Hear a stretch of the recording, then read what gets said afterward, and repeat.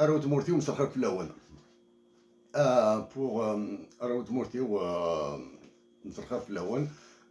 Pour ce jour, on va changer un petit peu de registre. Je vais présenter mes deux ouvrages publiés pour celui-là en 2017. Hein. La date est vraiment importante parce que nous allons la manipuler un petit peu, je vais la manipuler un petit peu, mais même nous allons le faire ensemble. 2017, si j'ai fait des marque-pages là pour juste parler des points essentiels, pour essayer de les expliquer. Ici, bon, ça c'est plus qui parle de droits de l'homme, et de l'économie. Celui-là, c'est un recueil de nouvelles. Et bien sûr, pour ma fille Davia, Yili, nous avons échangé pas mal, nous continuons d'échanger bien sûr,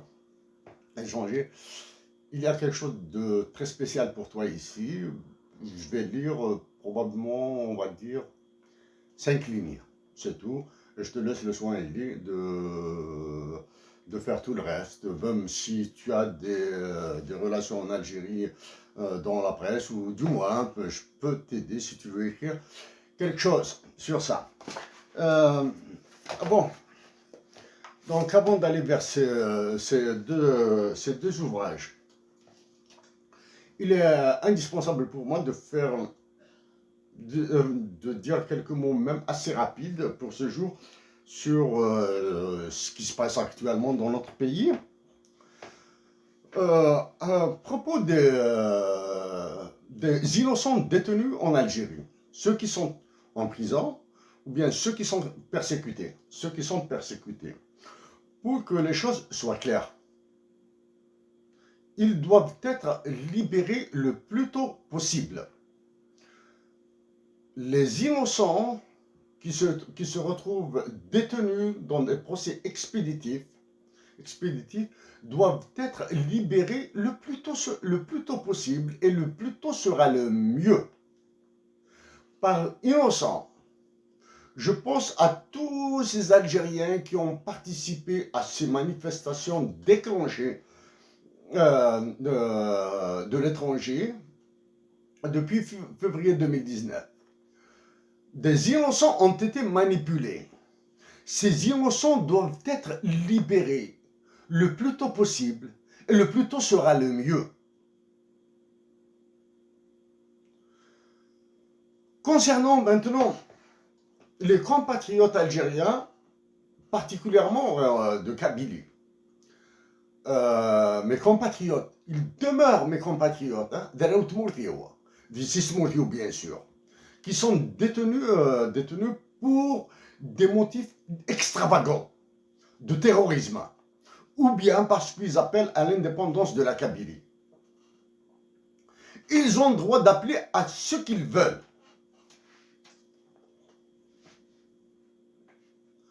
Ils ont le droit d'appeler à l'indépendance de la Kabylie, à l'autonomie de la Kabylie, ou bien à une forme fédérale, parce qu'il y a différentes tendances politiques qui s'expriment sur le futur de la Kabylie. Ils ont le droit et ils doivent dire ce qu'ils veulent.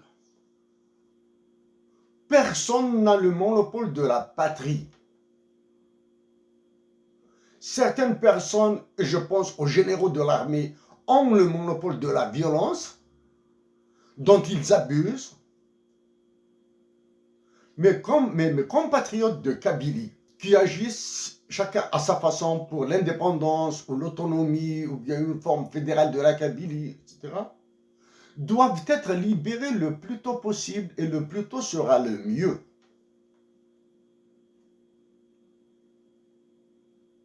Même si j'ai exprimé mon opposition radicale contre les manifestations que j'ai qualifiées de monstrueuses, qui ont commencé en 2019, il n'en demeure pas moins que je suis solidaire des Algériens qui ont dit leur ras-le-bol, qui ont été manipulés, et qui sont innocents, naïfs, ils sont naïfs. après, je vais argumenter à travers certains passages du livre de 2017 que j'ai écrit. Hein. C'est écrit en 2017. Hein. Donc, je répète, pour mes compatriotes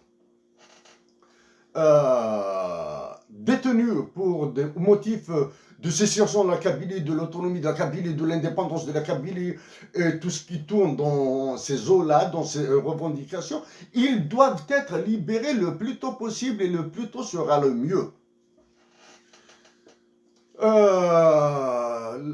Les détenteurs de la violence en Algérie peuvent invoquer la commémoration du 1er novembre, la commémoration du déclenchement de la guerre de libération nationale et non de la révolution algérienne.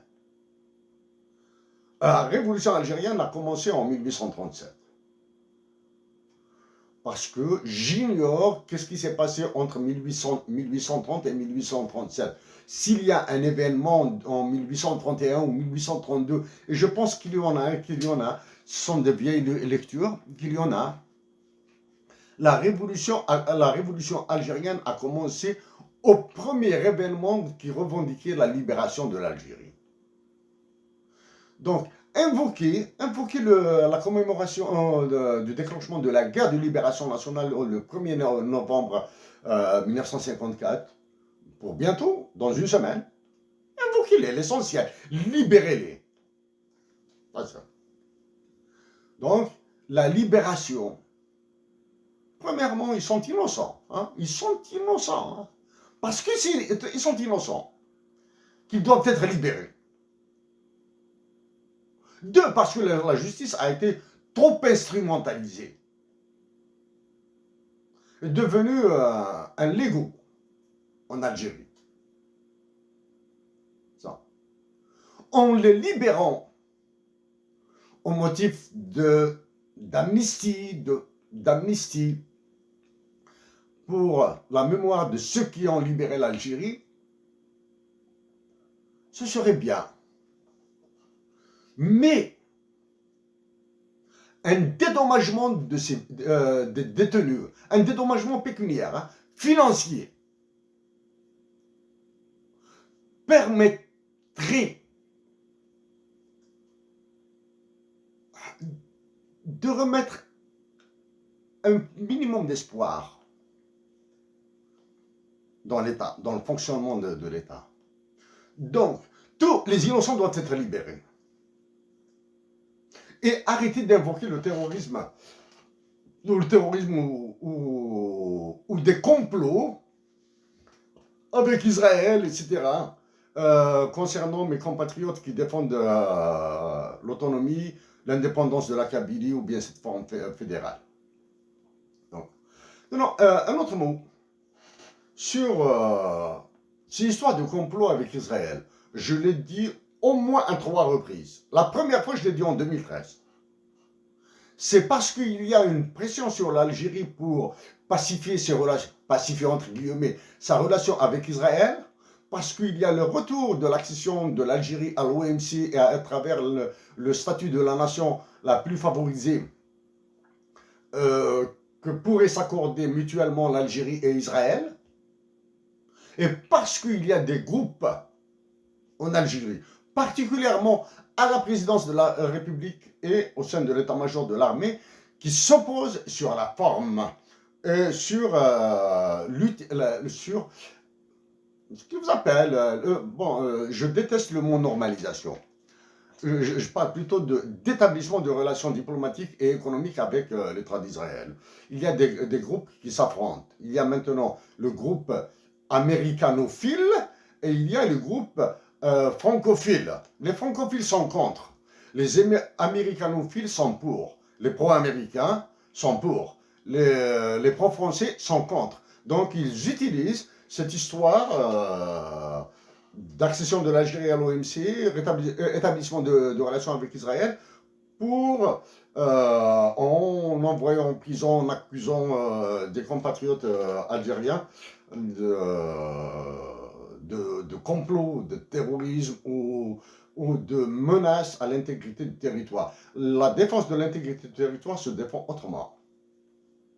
comme je l'ai fait à plusieurs reprises. Voilà. Donc, invoquez le 1er novembre, peu importe, c'est pas grave, même si c'est politicien, hein, même si c'est politicien, mais invoquez-le. Invoquez la noblesse de du déclenchement de la guerre de libération par des hommes patriotes. Pour la bonne cause est valable, même s'il sera qualifié de politicien, mais c'est pas grave. L'essentiel, il faut le libérer et les dédommager financièrement. Il faut les dédommager financièrement. Donc, voilà pour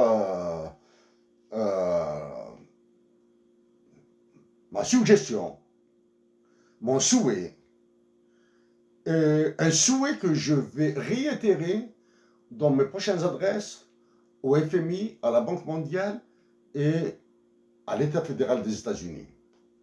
Bien sûr, je m'adresserai quand la conjoncture m'obligerait à le faire. Et je pense que la conjoncture m'oblige à le faire très bientôt. Voilà.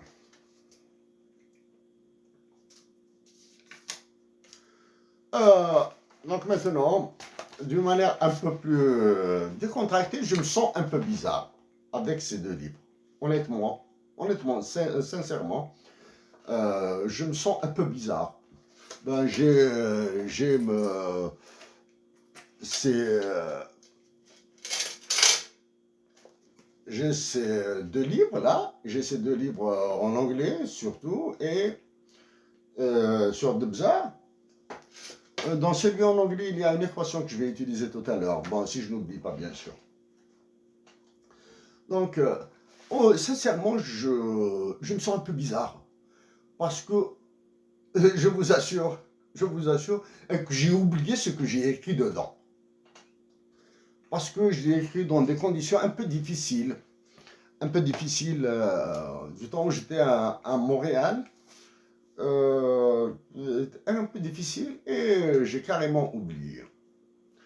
J'espère aussi ne pas oublier, c'est la fatigue qui fait ça, hein. J'espère ne pas oublier que je vais parler de la loi du prix unique. Concernant ces 4 livres, hein, la loi c'est une loi économique qui a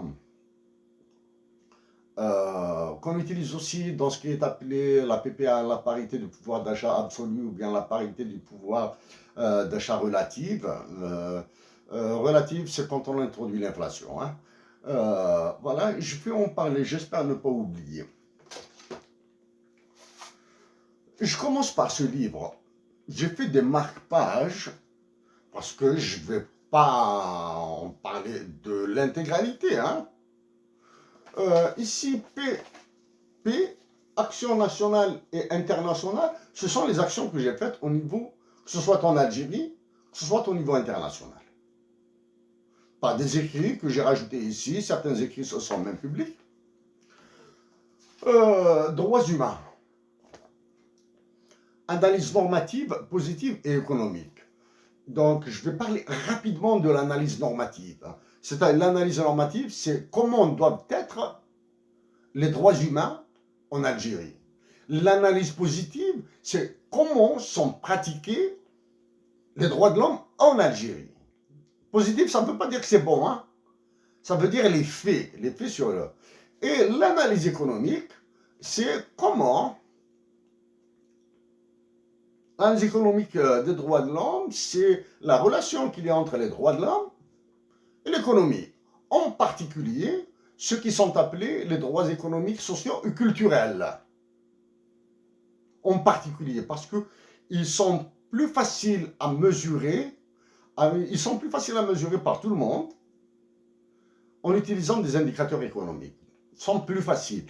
Par contre, les droits civils et politiques sont plus dans l'appréciation, dans l'évaluation. C'est-à-dire, c'est ce qu'on appelle des valeurs plutôt continues, hein. Ce ne sont pas des valeurs discrètes. Valeurs discrètes. Donc, je vais dire, maintenant pour les droits humains en Algérie. nuance, vous qui m'écoutez, vous qui m'entendez probablement, de temps en temps, il faut poser des questions simples à des avocats, à des magistrats, avocats, juges, procureurs, ou bien spécialistes en droit, ou bien des professeurs d'université, ou bien surtout pas de la documentation. Pour lire les subtilités, pour que vous explique des nuances, des subtilités dans le style, par exemple, quand on écrit le droit avec un D majuscule et le droit quand on écrit avec un D minuscule. Et quand on parle de loi et de règlement, pouvez-vous documenter? Bon, j'ai expliqué quelques détails ici. J'ai donné plutôt quelques détails ici. Vous pouvez vous documenter sur ce qu'on appelle les processus de ratification, c'est-à-dire du vu, du paraphe, de la signature, de l'adhésion au vote par les assemblées nationales des pays comme l'Algérie. Ensuite, l'envoi des résultats du vote à l'ONU et bien sûr l'entrée en vigueur, par exemple, des droits humains en Algérie. Bien sûr, ça, bon, j'ai expliqué un petit peu comment, pourquoi l'Algérie, malgré les condamnations, pas les condamnations, il n'y a pas de condamnation, les dénonciations exactement. Maintenant, dans la presse, on parle de condamnation. Mais dans la pratique, on parle de dénonciation ou de rappel, même pas de rappel à l'ordre, hein, c'est-à-dire on signale, on signale. Il y a toutes ces subtilités dans la pratique du droit international au niveau de l'ONU. Donc, ça, il faut vous documenter. Bien sûr, il y a juste quelques, pas toutes, hein, pas toutes, quelques observations, quelques petits détails qui sont donnés. Il y a le fait, par exemple, à l'époque, c'est-à-dire quand j'ai travaillé sur les droits humains, j'ai travaillé beaucoup plus sur les droits humains en Bolivie. En Bolivie, j'ai travaillé, du moins, j'ai aidé un professeur pour travailler sur les droits humains en Chine. Quand vous avez 1,4 milliard de personnes, droits humains, une question d'honnêteté intellectuelle, concerne une question d'honnêteté intellectuelle, quand j'ai fait de l'abattage, exactement, c'est de l'abattage de l'information pour ce professeur à l'Université de Montréal, qu'actuellement, Dieu merci, que j'appelle grand frère. J'ai fait de l'abattage de l'information. C'est-à-dire j'ai cherché un peu partout, sur tous les sites internet, sur des banques de données privées. Hein. Il y a des banques de données privées à lesquelles j'avais accès grâce à lui. Banques de données privées aux États-Unis d'Amérique et en Angleterre. Hein. C'est des banques de données vraiment très très pointues. C'est-à-dire on trouve des données brutes. Donc j'ai fait de l'abattage pour lui. Donc j'ai travaillé sur les droits humains en Chine par, par procuration, si on peut le dire ainsi, hein, par sous-traitance. J'ai travaillé sur les droits humains en Bolivie. Et le premier travail concret sur ça, c'est l'analyse, la mesure de la réalisation des droits économiques, sociaux et culturels par l'inflation. Ça, j'ai fait une présentation en Algérie en 2013. Donc, très important à l'époque quand bon, la session des droits de l'homme au niveau de l'ONU, donc j'ai exploité l'examen périodique universel, hein, en anglais on l'appelle UPR. UPR c'est Universal Periodic Review. Donc, c'est l'examen périodique universel. J'ai utilisé les résultats, les recommandations, les observations qui ont été faites à l'Algérie.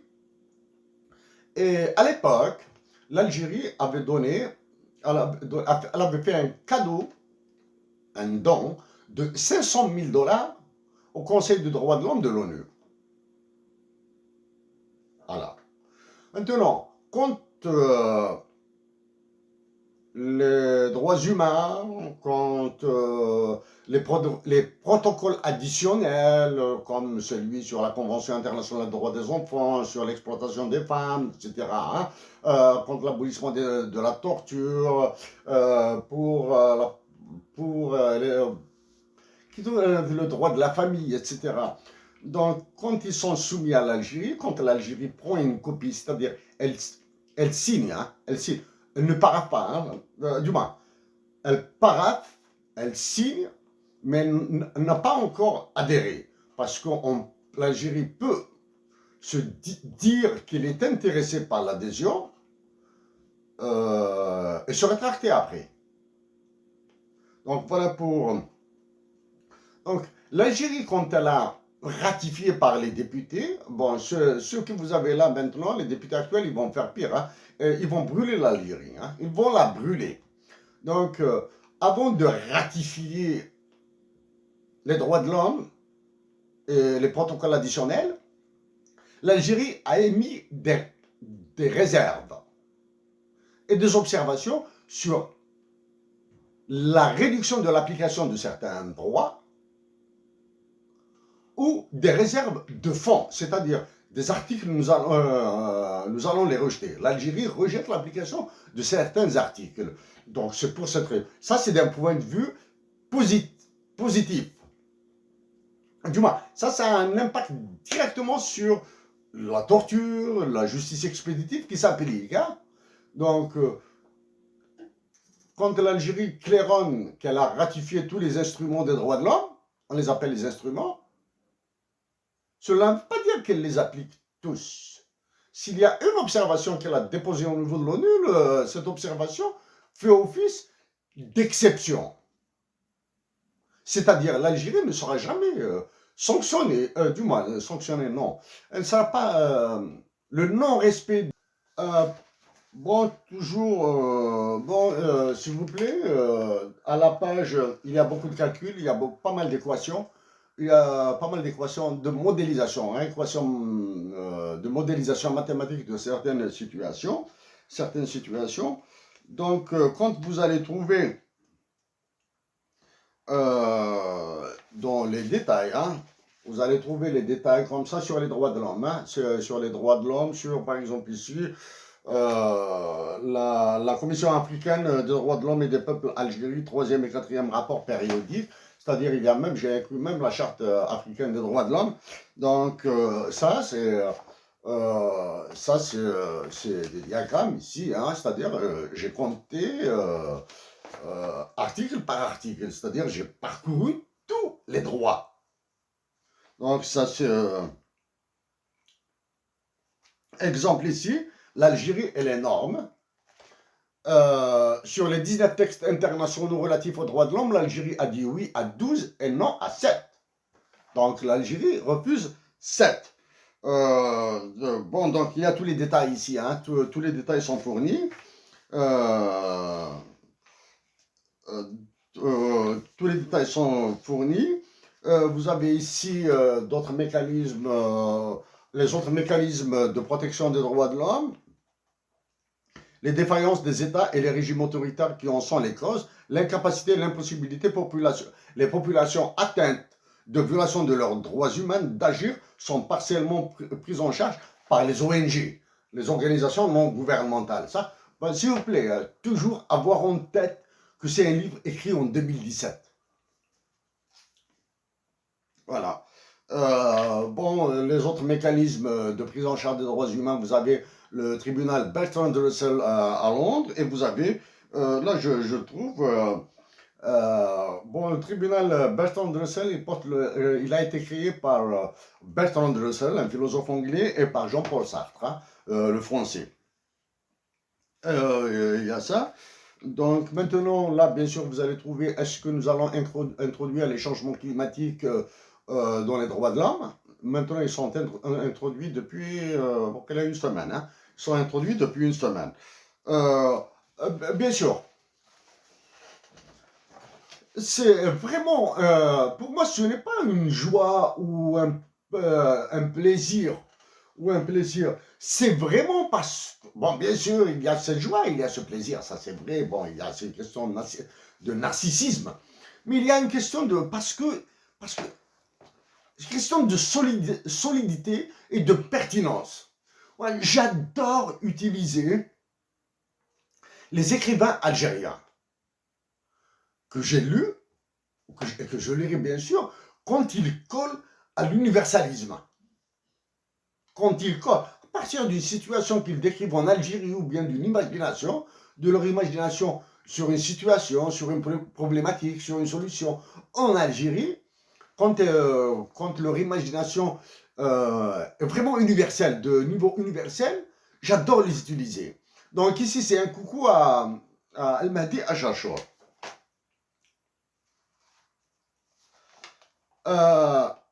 Une certitude.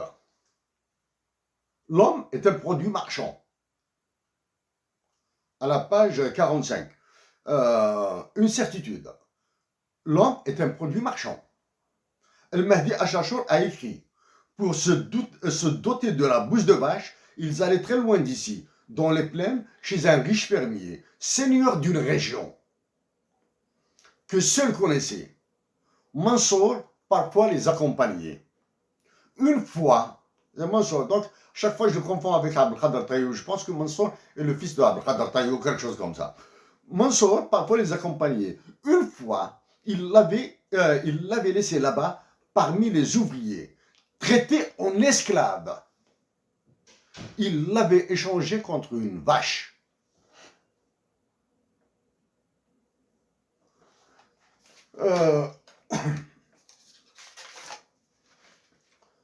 Il l'avait laissé là-bas, parmi les ouvriers, traité comme esclave. Maintenant, une question sur les esclaves et les salariés.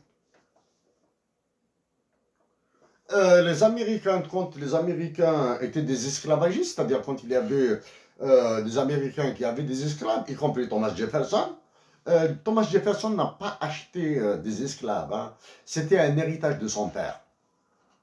Que de temps en temps, on trouve cet amalgame, on dit que Thomas Jefferson, esclavagiste, alors qu'il l'avait regretté. Hein. J'ai lu son autobiographie. Il l'avait dit. Il l'avait dit, que c'est un héritage. Et voilà, donc quand un Américain avait des esclaves, un riche Américain a des esclaves, quand un autre riche Américain lui demande de l'aide, c'est-à-dire il lui demande de la main-d'œuvre pour travailler sa ferme ou bien son chantier de construction. À votre avis, le propriétaire des esclaves va-t-il lui envoyer des esclaves ou bien recruter des ouvriers pour travailler pour lui, pour travailler pour son ami? L'évidence, probablement, l'évidence dirait que le propriétaire des esclaves va lui envoyer 1, 2 ou 3 esclaves, va envoyer 1, 2, 3 esclaves à son ami pour travailler. Non. Il préfère payer des ouvriers et aller travailler pour le compte de son ami. Pourquoi? Parce que les esclaves sont un produit privé, donc quiconque a une propriété privée la protège. 2, il préfère tirer le maximum, maximiser l'utilisation, l'exploitation de ces esclaves à son profit que de permettre à un autre fermier ou à un autre milliardaire, Richard américain, d'user jusqu'à la corde son esclave. Donc c'est une question de propriété privée, du droit d'usus, fructus, abusus, hein, voilà, en termes de droit de l'esclave. Donc voilà pour la différence, la nuance qu'il y a entre donner son esclave ou bien payer quelqu'un pour aller travailler pour les autres. Donc ça c'est ça. Donc j'ai cité le Mahdi Achachor. Bon, bien sûr, à chaque fois il y a le Mahdi Achachor, c'est page Pays d'aucun mal, page 187. Hein. Donc s'il vous plaît, là vous pouvez trouver peut-être des coquilles, des lapsus, des oublis, mais sur les références bibliographiques. Si vous trouvez plus de 3 oublis, vous pouvez dire que ce travail est très mauvais. Hein. Les sources d'information et les références bibliographiques sont sacrées. Donc voilà. Maintenant, je vais aller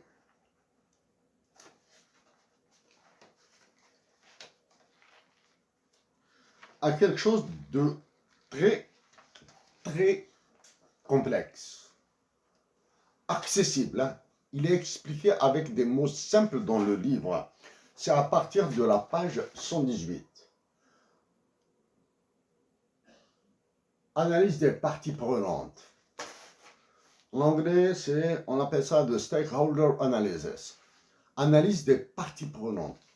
Donc, ceux qui auront ce livre entre les mains trouveront quelles sont les parties prenantes. La mort, le mot est une partie prenante. Le racisme, bon, du moins, ce sont des variables muettes. On les appelle exactement des variables muettes que nous mettons dans des parties prenantes. Donc, le silence, la répression. Avec ça, donc c'est la définition d'une partie prenante. Le corps de la justice et de la sécurité. Donc, la mort, le racisme, le silence et la répression. Ces 4 variables nous permettent de définir une partie prenante. Parce qu'on ne choisit pas comme ça une partie prenante, hein, un stakeholder. On ne choisit pas comme ça, on définit les critères. Maintenant, on peut ajouter d'autres critères, mais l'essentiel, c'est de définir les critères. Pour l'autre, l'information, les artistes, les intellectuels, les businessmen, le colonialisme, la peur. Donc, tout ça, on définit avec une autre partie prenante.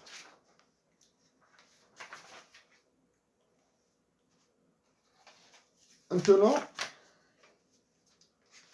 là, je vais aller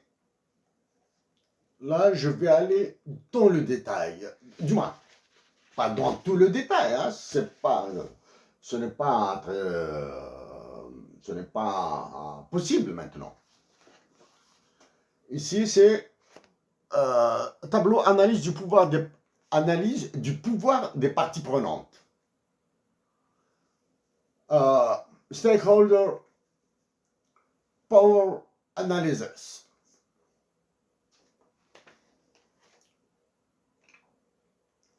Donc ici, vous avez les parties prenantes. C'est une matrice. Je ne sais pas, à chaque fois je fais appel à Mahdi Rahmouna. Mahdi Rahmoun est docteur en mathématiques.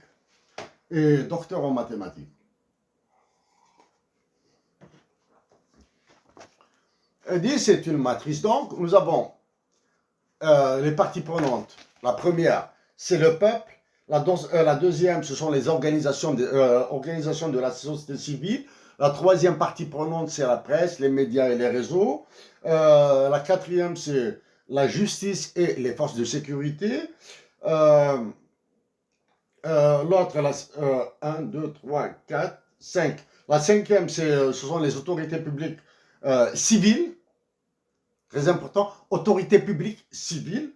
La sixième, c'est le commandement militaire. Ça, c'est 1, 2, 3, 4, 5, 6. Donc, nous avons défini 6 parties prenantes. C'est ça. Elles sont en ligne. Ce sont les mêmes parties prenantes qui sont en colonne.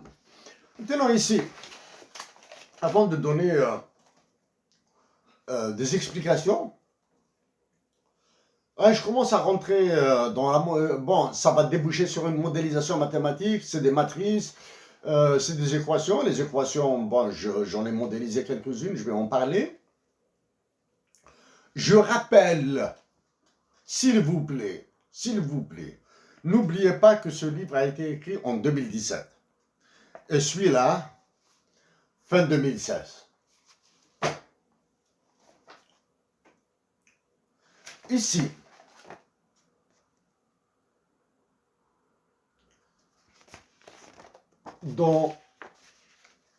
en ligne comme ça,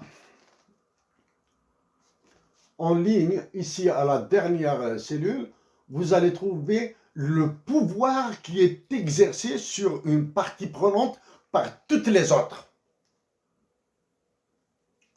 Ici, à l'horizontale, ici, vous allez trouver le pouvoir exercé sur une partie prenante pour des commodités de langage. Hein. Pour commodité de langage, on va dire la pression exercée sur une partie prenante. Ici, en colonne, c'est le pouvoir qu'exerce une partie prenante sur toutes les autres. Exemple. Avant d'aller vers l'exemple, je vais prendre deux parties prenantes. La justice et le commandement militaire pour essayer de voir si ce qui a été écrit en 2017 s'applique en 2020, 2019, 2020, 2021. Pour les étudiants des universités algériennes du Sud, bon, c'est valable pour tous mes compatriotes d'Algérie, tous les étudiants, mais je vise spécialement les étudiants des universités algériennes dans le sud de notre pays, les étudiants dans les universités du sud algérien. Je vais mettre sur Google Docs, dans le compte qui s'appelle Libération Afrique, ce tableau. Il est comme ça. Ici, c'est juste une expérience. Hein? C'est des données que j'ai balancées comme ça. Je vais mettre ce tableau sous format Excel. Je vais prévoir des informations additionnelles. 3 informations additionnelles et vous êtes libre de les mettre ou de ne pas les mettre. Donc ça, c'est pour avoir des données un peu plus proches, on va dire, de la réalité, proche de la perception. On appelle ça réellement de la perception. Hein? C'est-à-dire comment est le ressenti, la perception. Donc, mes compatriotes étudiants dans les universités du sud de l'Algérie, comme Adrar et Tamanrasset, si vous m'envoyez sur Google Docs, vous imprimez la feuille Excel, ou bien vous n'avez même pas besoin de l'imprimer, vous la téléchargez, vous la remplissez, et vous lui donnez par exemple sans changer de nom, mais vous lui ajoutez à droite, sans changer de nom, comme ça je ne vais pas me perdre, vous lui ajoutez par exemple des initiales de votre nom, ou bien des initiales de votre village, quelque chose comme ça, mais assez distinctif. Assez distinctif, pas identification, hein, pas de nom, pas de prénom, pas de rien, hein, juste comme ça. Si j'arrive à obtenir une trentaine de tableaux, je m'engage à faire une publication sur la base de vos réponses. Bien sûr, il y a des critères, pour remplir un tel formulaire. Il ne s'agit pas d'un sondage. Parce que pour faire un sondage, là, il faudra le préparer peut-être sur 6 mois pour préparer un sondage. Pour respecter la rigueur académique d'un sondage et tout ce qui est échantillonnage, etc. Donc, si je reçois une trentaine de tableaux Excel, je ferai bien sûr une agrégation de données. Je m'engage, quand le temps me permettra, de publier un papier de fond sur la base de vos réponses. Bien sûr, tout est défini ici, les critères. S'il vous plaît, ne modifiez pas le tableau. Comme ça, l'agrégation de données sera automatique. Je demanderai à des experts en Excel de me faire une agrégation sur 30 tableaux en simultané. Pas, on ne va pas compter là, hein, on ne va pas compter à la main, parce qu'il y a combien 6 x 6, 36. 36 éléments multipliés par une trentaine de réponses, ça fait beaucoup là. Hein. Donc ça, c'est une procédure automatique qui va se faire. Voilà, donc quand on analyse ici sur la base de ces valeurs, on détermine ce qu'on appelle un indice ou bien un poids. Un poids vous allez trouver toutes les règles de calcul ici. Hein. Vous avez les règles de calcul qui sont données ici. Hein. Les règles de calcul, la rédaction est du style typiquement américain. La rédaction. Surtout quand je manipule des chiffres. C'est-à-dire, je donne le détail. Je donne le détail du calcul. Comme ça, même s'il y a une erreur de ma part, elle peut être identifiée aisément par le lecteur. Même s'il y a une erreur, je me trompe d'un chiffre, sachant que je me trompe souvent, le lecteur détectera l'erreur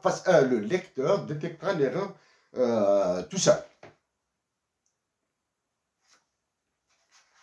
Ici, bien sûr, vous faites attention aux mentions. L'auteur admet que c'est une faille dans l'analyse. Vous allez trouver la faille dans l'analyse. Hein. C'est-à-dire, il y a une faille dans l'analyse, je l'ai identifiée.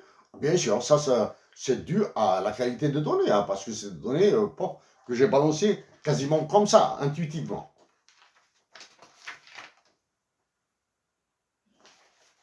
Maintenant, en 2017,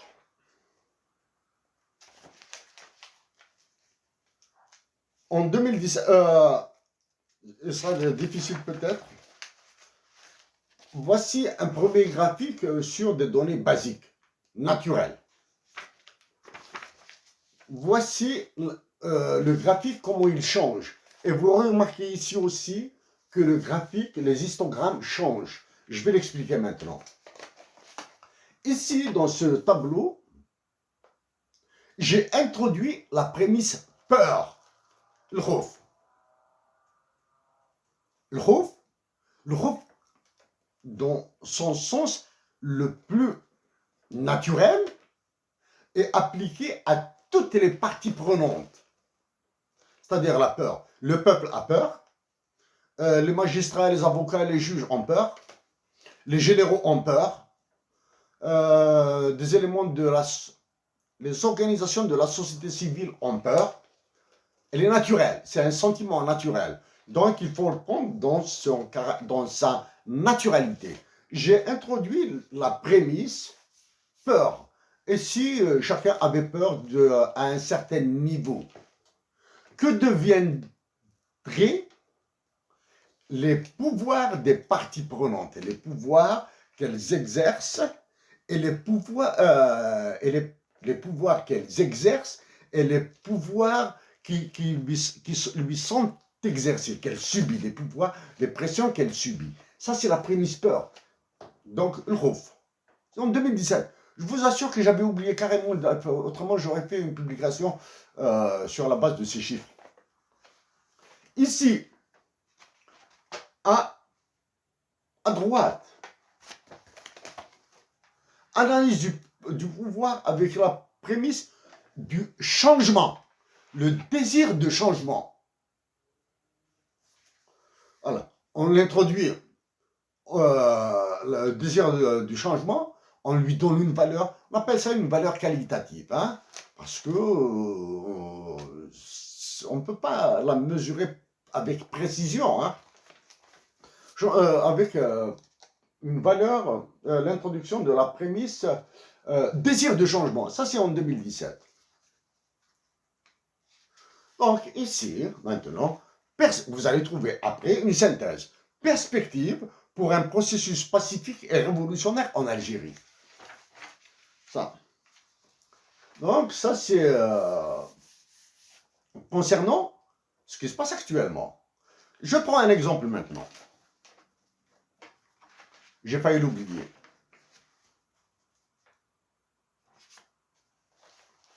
Ici, par exemple, dans la première cellule, hein, tout à fait. Juste ici, j'ai mis le peuple exerce une pression d'une valeur de 2 sur le peuple. C'est-à-dire la pression qui s'exerce au milieu populaire est de 2. Des Algériens exercent une pression sur d'autres, d'autres exercent un autre type de pression sur d'autres, etc. Donc la valeur est 2. Donc je prends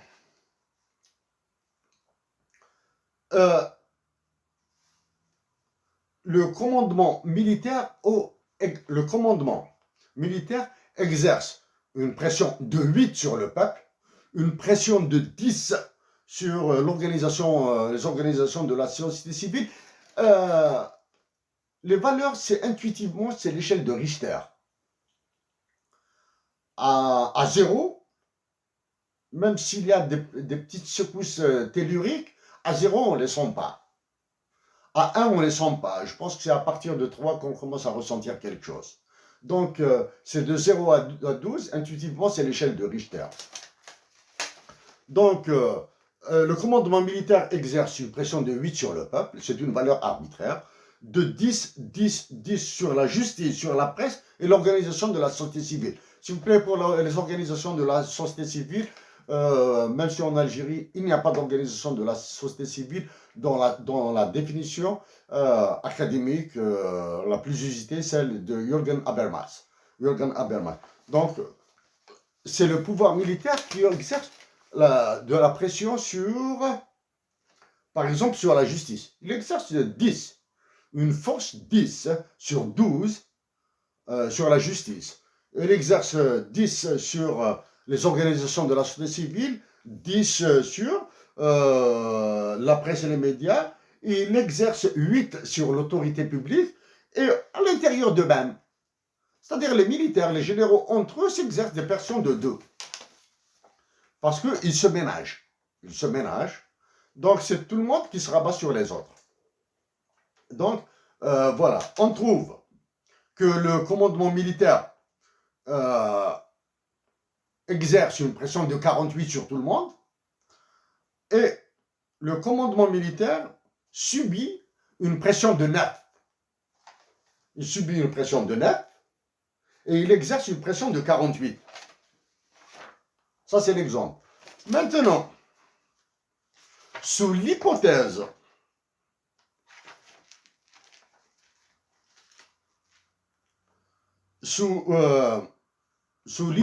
de l'introduction de la prémisse peur avec un multiplicateur, des multiplicateurs différents, 2, 3, 4, 2, 3, 3, 4, 5, 7, etc., le pouvoir exercé par les généraux se trouve, explose. Hein? Il explose, carrément il explose. Maintenant, quand on introduit la prémisse du désir de changement, le pouvoir baisse. Le pouvoir baisse.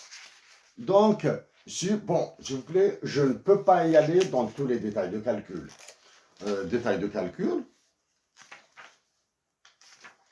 Donc, voilà pour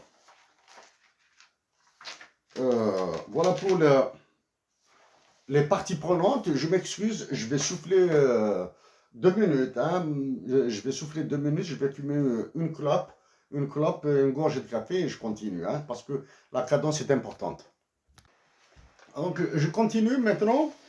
Je vais aborder deux aspects assez rapidement, parce que ça commence à devenir long. Et je vais aborder la justice en Algérie, une modélisation de la justice en Algérie, et surtout dans le cadre de la mazérité de l'Algérie, parce que j'ai utilisé le modèle mathématique que j'avais, l'esquisse d'un modèle mathématique, c'est juste une esquisse, hein, une ébauche plutôt, d'un modèle mathématique pour une justice plus équitable, plus juste en Algérie. Au début, j'ai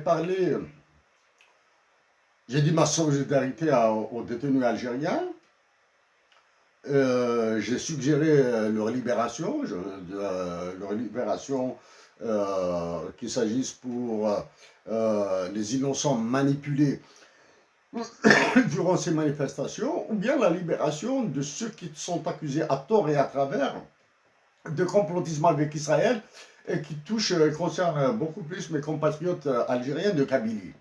Mes compatriotes algériens de Kabylie, je le répète, la Kabylie doit cesser d'être le dindon de la farce.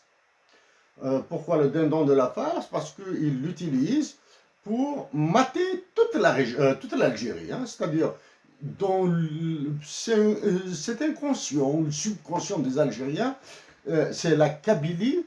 Ils ont réussi à dresser toutes les autres régions contre la Kabylie, et pas à la dresser, parce que être contre la Kabylie, c'est une manipulation, j'ai l'impression, du ordre psychiatrique ou psychologique. Parce que la Kabylie, en 1988, je travaillais à Alger, j'étais en plein dans les manifestations d'octobre 88, là. Je travaillais à Alger Centre, donc j'ai vu de mes yeux ce qui s'est passé à Alger Centre. J'habitais dans un quartier populaire et je traversais des quartiers populaires. J'habitais exactement la cité des Eucalyptus, réputée être habitée par des Kabyles. Elle est au centre dans le triangle des Bermudes, là, dans le rectangle des Bermudes. Le Harrach, donc la cité des Eucalyptus se trouve en face de la cité Badjarrah, quartier populaire par excellence. Entre Badjarrah, la montagne, le Jnembrouk et la glacière, la glacière, la cressonnière à l'époque, on disait comme ça, et la cité Pelham, hein, la cité d'urgence, là. Matin et soir, je l'ai traversé le plus naturellement du monde. Hein. Du moins, de vue, c'est tout le monde qui connaissait de vue. Hein. J'évitais le bus, je venais de chez moi à l'époque. C'est mon oncle qui m'hébergeait à l'époque, Cheikh Ali. Donc, je venais de la maison jusqu'à la gare de l'Harrach et je prenais mon train à Alger Centre pour aller travailler. Donc, voilà comment. Donc, en 88, octobre 88 et même après, en novembre, ce qui a suivi en novembre, j'ai vu l'innommable. Badjarrah, cité des eucalyptus, le Jnembrouk, cité Pelham un peu moins. Cité Pelham un peu moins. Assez loin, la montagne, on ne voyait pas, mais on entendait. Ah, j'ai vu quand ils ont tiré sur des manifestants. Je les ai vus, ils tiraient de loin. Hein. Ce que c'était tenue bleue ou tenue bizarroïde ou verte, là. Et en tout cas, il y avait des tirs de loin avec des Kalachnikovs. Je les ai vus. Donc, ça, c'était en octobre 88. Hein. Ça, c'est ce que j'ai vécu. Mais maintenant, pour ce que j'ai vu de mes propres yeux. Maintenant, pour les compatriotes accusés de séparatisme et d'indépendantisme, etc., qu'on peut utiliser comme monnaie d'échange avec la France pour aplanir cette pseudo-crise, maintenant, ils ont fait sortir la presse française. Hein, la presse française. C'est une presse, alors là, des plus dangereuses au monde. Parce que la France a beaucoup de colonies en Afrique. Elle a un passé noir, tant en Afrique qu'au Liban, qu'en Syrie, qu'en Indochine. Noir. Donc, elle utilise à fond la caisse médias. Pourquoi les journaux mainstream? Pourquoi? Parce que la France a vu qu'elle a, après combien... Pour mon cas, c'est depuis 2016 là, que je suis contre la France, hein, que je suis contre le président de la France, le roi de France, Emmanuel Macron. Donc il a perdu du terrain, perdu de l'influence, perdu de la force et de la puissance. Donc maintenant, la presse française instrumentalise la société privée Wagner, société paramilitaire utilisée sollicité par l'État malien auprès de l'État russe. Et les Français font tout un tintamarre parce qu'ils accusent l'Algérie de vouloir participer au financement des forces Wagner. Ça, c'est du pipou, hein. Ça, c'est vraiment du pipou. Premièrement, la France doit s'appliquer cette question, les Français doivent répondre à cette question.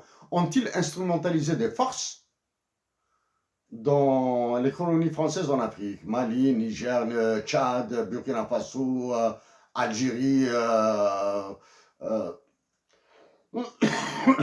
République centrafricaine, maintenant que Côte d'Ivoire, pardon. La France doit se poser cette question? Oui, elle les a instrumentalisés. Elle a instrumentalisé le mercenaire Bob Denard. Elle a instrumentalisé l'ONU au Tchad. Les forces Barkhane, c'est quoi ça là? Les forces Barkhane, maintenant que le Mali veut se sortir du franc CFA, parce que ça se dessine, hein, il y a quelque chose qui se dessine dans ce sens. Les informations ne sont pas très claires pour moi, mais au Burkina Faso, il y a quelque chose de très sérieux qui se prépare là-bas. Je pense que ce sera très sérieux pour le franc CFA. Contre le franc CFA. Il y a les États-Unis qui sont là-bas.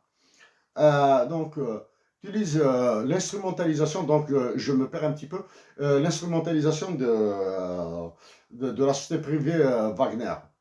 La France n'a qu'à saisir le Conseil de sécurité de l'ONU pour dénoncer si réellement elle avait l'intention de dénoncer et de cesser d'accuser l'Algérie de tous les maux.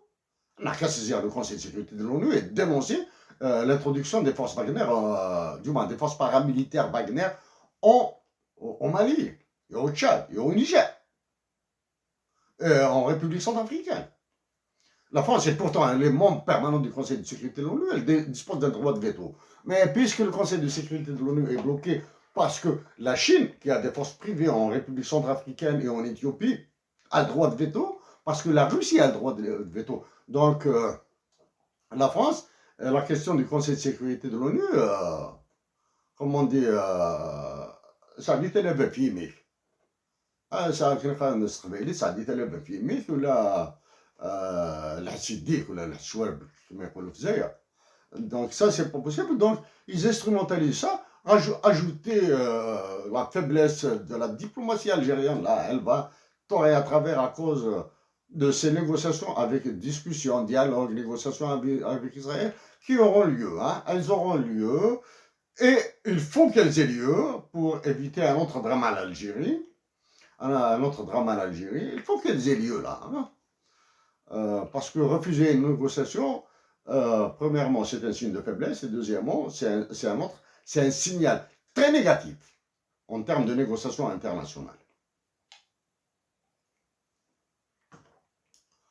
Quand on refuse une négociation, ça veut dire qu'on refuse la solution. Voilà. Donc, la France, donc elle agite les médias, les forces Wagner, financement de l'Algérie, etc., tout ce pipeau, etc., plus tout ce cinéma, sinistre cinéma entre l'Algérie et le Maroc, là, c'est à en vomir, hein, c'est à en vomir. Tout ça à cause des enjeux des pouvoirs des américanophiles et des francophiles en France, et des généraux francophiles et américanophiles en Algérie, et la peur de la Cour pénale internationale.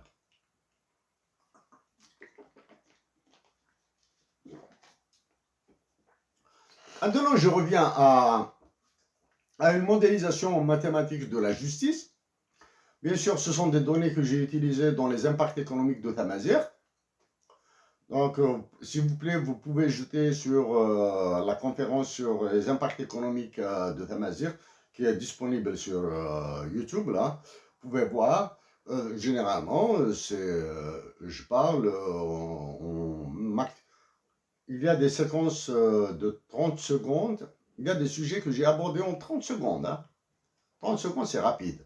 Il y a des sujets que j'ai abordés en une moyenne de 3 minutes, hein, parce que j'avais 60 minutes pour présenter le tout. Hein. Voilà, donc vous pouvez jeter un coup d'œil, vous allez trouver certaines explications additionnelles par rapport à ce qui est écrit dans le livre.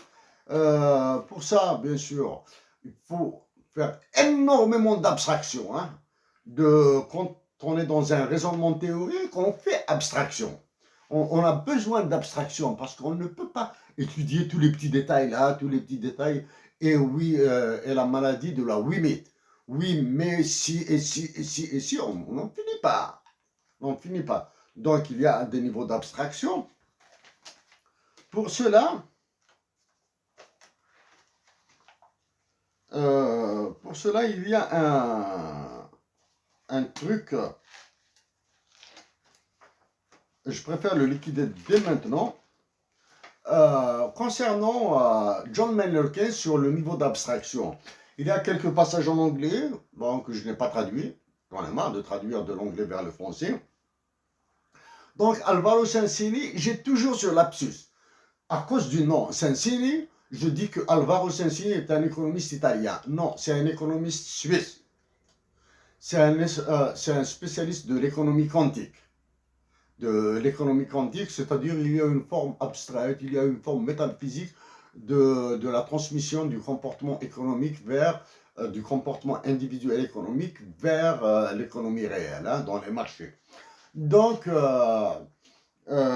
cité par Alvaro Sensini, John Maynard Keynes a dit This means, on the one hand, that an economic writer requires from his reader much goodwill and intelligence and a large measure of cooperation, and on the other hand, that there are 1,000 futile yet verbally legitimate objections which an objector can raise. In economics, you cannot convict your opponent of error, you can only convince him. Bon, il y a la suite. Hein?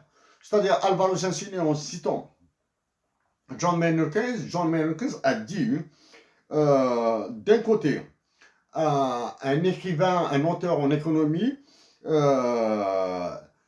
demande à ses lecteurs beaucoup de volonté et d'intelligence et dans une large mesure de la coopération, c'est-à-dire trouver cette complicité. La complicité, cela signifie qu'il doit y avoir des mésententes, hein, des désaccords. Cooperation, and on the other hand, d'un autre côté, il y a des milliers de futilités qui doivent être ignorées. Et pour cela, des futilités exprimées verbalement, oralement. Pour cela, à cause de cela, un écrivain en économie ne doit pas accuser son lecteur, il doit arriver à le convaincre. Et il y a la suite de la citation. Hein. Donc ça c'est Alvaro Sensini qui cite John Maynard Keynes. Très difficile de travailler avec des post-it comme ça, etc. Ouais, c'est très difficile. Donc je vais aborder la question de la justice.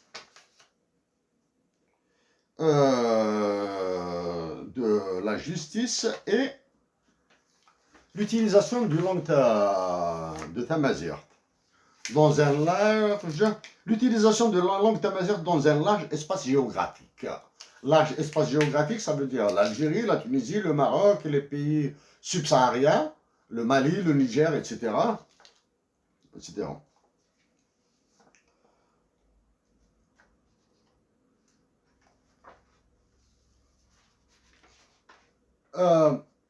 Il y a des citations. C'est un Algérien, j'ai cité un Algérien. C'est un économiste algérien qui est très discret.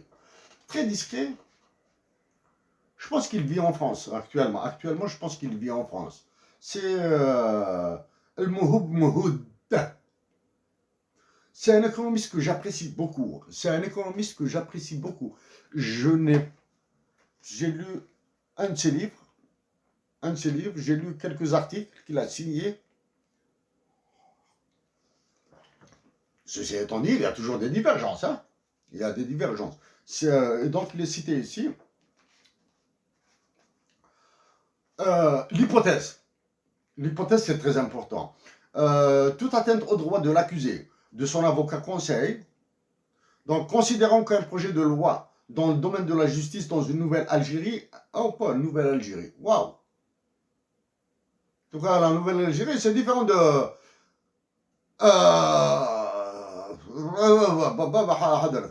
s'il vous plaît, nouvelle Algérie, ça c'est la page 105. De montrer un État en construction est lancé. Un État en construction est lancé, sa teneur est toute atteinte au droit de l'accusé, de son avocat conseil ou de son collectif de défense de s'exprimer dans une langue officielle de l'État donne droit systématiquement à un dédommagement égal à K $. K, c'est une quantité abstraite de dollars. Par mois de peine et attend à ses descendants et ascendants directs de premier niveau pour réparation morale. C'est-à-dire dédommagement de descendants directs et des ascendants directs, c'est-à-dire les parents. Si, à la révision du procès, il est prouvé irréfutablement, sans aucun doute, que sa peine aurait été moindre si son droit à s'exprimer dans une langue officielle autre que celle des magistrats chargés de le juger. Ce dédommagement est exclu dans le cas d'un acquittement. C'est un projet de loi fictif, hein. Toute atteinte au droit de l'accusé, de son avocat conseil ou de son collectif de défense de s'exprimer dans une langue officielle de l'État, Tamazigh et Arab sont des langues officielles de l'État, donne droit systématiquement à un dédommagement égal à 4 dollars par mois de peine et à autant à ses descendants et ascendants directs de premier niveau pour réparation morale.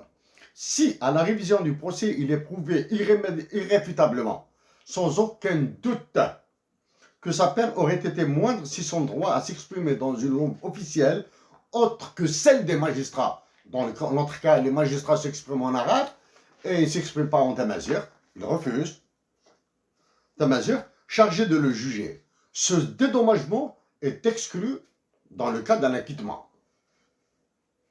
C'est-à-dire même si le juge parle en chinois et l'accusé parle en tamazigh, si à la fin il est acquitté, bon, ben, il n'y aura pas de dédommagement. Hypothèse, ça c'est très important les hypothèses. N procès ont eu lieu durant une période IJ. Alpha, nombre de procès invalidés pour déni de langue. M, nombre de mois dédommagés par année. D égale montant de dédommagement. Ici, vous avez, bon, un D égale M multiplié par K. Là, je ne vais pas faire de la mathématique. Je vais passer outre. Donc ici, vous avez une série d'équations mathématiques. Ce sont des équations vraiment basiques. Hein, vraiment basiques. Que vous pouvez, bon, ben, si le temps me permettra, je vais aller dans le détail de ces équations. Je dois reprendre certains concepts, certaines théories mathématiques, hein, des mathématiques, pour aller dans des espaces vectoriels, dimension n, etc. Donc, ici, vous avez, si l'Algérie formait tous ses magistrats à tamazigh, c'est-à-dire ils apprennent tamazigh, plus des lois qui respecteront l'esprit amazigh, anthropologique amazigh et musulman de l'Algérie. Donc, d'un côté, on les forme, c'est-à-dire on revient là à la formation, à l'enseignement de tamazigh dans les cycles supérieurs. Et donc, vous avez ici des équations mathématiques, je vais passer dessus là. Hein. Ici, bon, vous avez d'autres modèles mathématiques. Le lecteur doit savoir que si de linguistique se produisent dans le procédé. Donc, cas concret, le lecteur doit savoir que cette situation de conflit linguistique s'est produite dans le procès des étudiants arrêtés en 1981 parce qu'ils revendiquaient les libertés démocratiques et tamazigh. Voilà.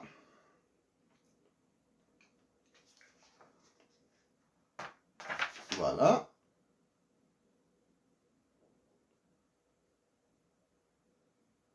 Et il y a bien sûr l'interférence internationale, la transnationalité de l'application de la justice dans les droits de l'homme. Hein, je l'ai abordé ici.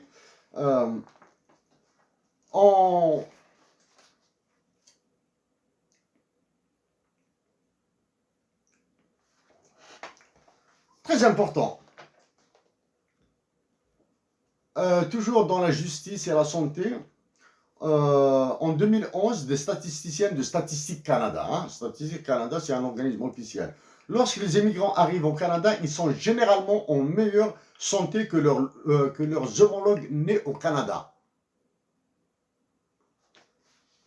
En 2011, Edward Andy, Kevin Potty et Denise Spitzer. Denise Spitzer, je ne sais pas si c'est en anglais ou pas, donc désolé pour la prononciation, ont écrit « Lorsque les immigrants arrivent au Canada, ils sont généralement en meilleure santé que leurs homologues nés au Canada. Toutefois, cet effet de l'immigrant en santé peut diminuer avec le temps. La transition à un moins bon état de santé a été observée dans l'état de santé général autodéclaré, l'état de santé mentale, la prévalence des maladies chroniques, ainsi que les données sur les naissances et les décès. De multiples facteurs démographiques, socio-économiques et comportements avant et après et migration ont été proposées comme ayant contribué à cette détérioration de l'état de santé, y compris la capacité des personnes de fonctionner dans la langue du nouveau pays. Donc maintenant, j'ai abordé rapidement la justice.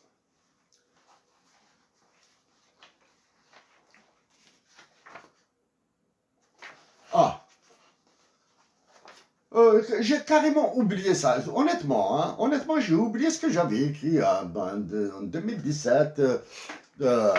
Bon, ben, comme on dit, beaucoup d'eau a coulé sous les ponts. Sous les ponts. Récemment, j'ai parlé de la téléphonie mobile et de découpage. Ici, vous allez trouver une évaluation.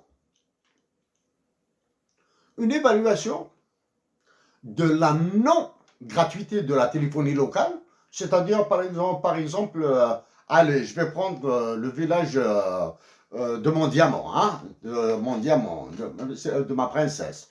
Ma princesse, la jarre. Wagnoul. Wilaya Tizi Ouzou.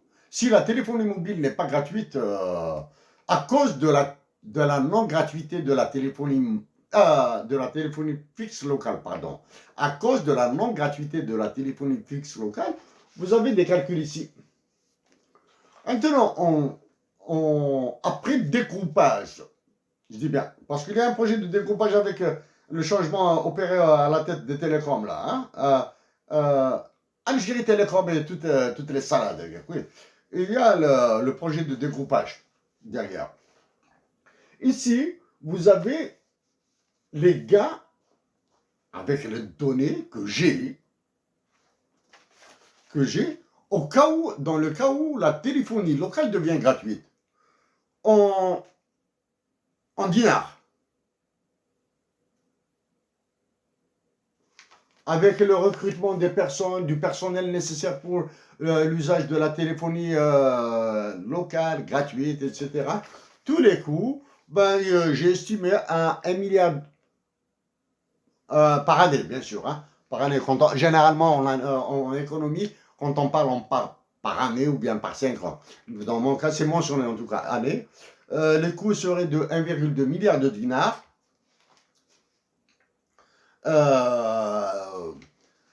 L'estimation de ce qu'on appelle les externalités négatives, telles que les déplacements par voiture au lieu d'utiliser juste un appel téléphonique, ont été estimés à 1,9 milliard de dinars.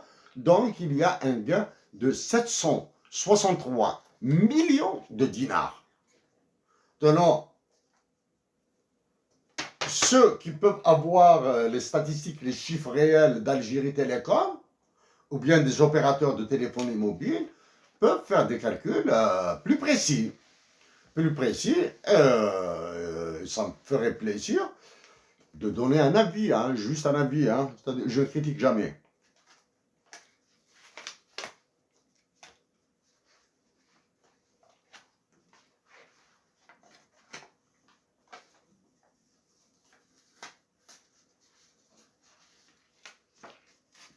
Ah.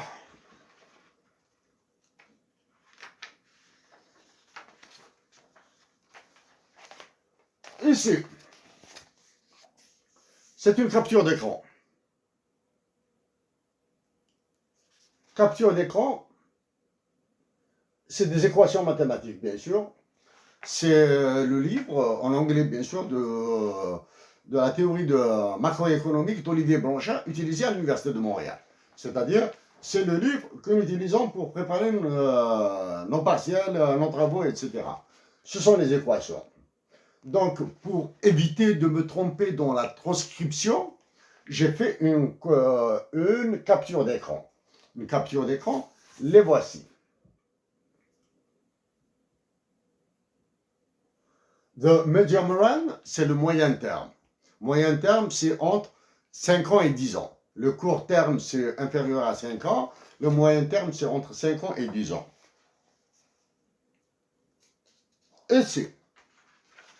Ici, vous avez tous les détails qui sont fournis là.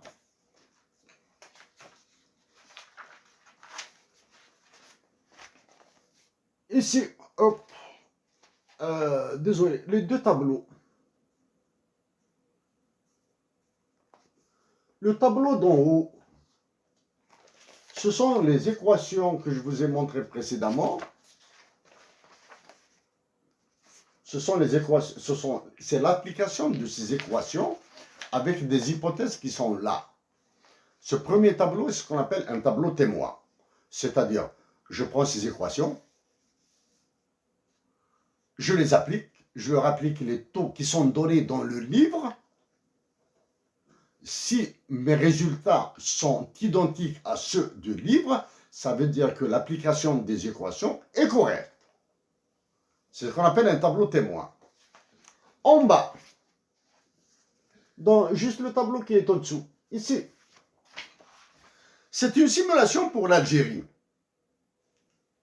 Sur cette année, c'est facile. Avec une inflation à 12%, un chômage à 15%, avec un PIB, une croissance de 10,5, une décroissance de moins 10, une croissance de 15%. Il y a ce qu'on appelle le ratio de sacrifice. Sacrifice ratio.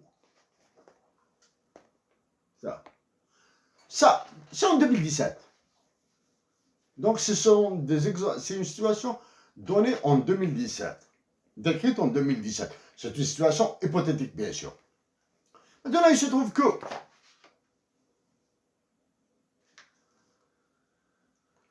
taux de croissance, PIB croissance,